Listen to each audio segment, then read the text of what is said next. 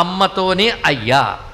అర్ధనారీశ్వరుడిగా కలిసినట్టు కనబడ్డా విడిగా ఉన్న అమ్మవారు పక్కన ఉన్నారు. అందుకే భజే సగిరిజం త్రియక్షంచ మృత్యుంజయం, శక్తితో తెల్లగా మెరిసిపోతూ ఉన్నవాడు. అప్పుడు అమ్మవారి పేరేంటో తెలుసా? అమృతేశ్వరి.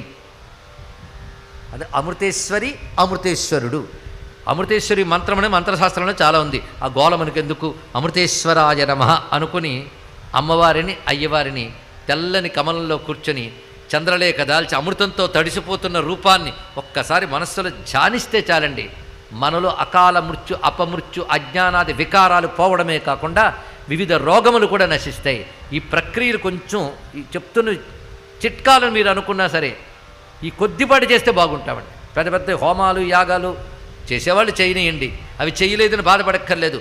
ఒక మూల ప్రశాంతంగా కూర్చొని ఆ మృత్యుంజయ మూర్తిని ధ్యానించి మృత్యుంజయ అన్న శ్రీ అమృతేశ్వర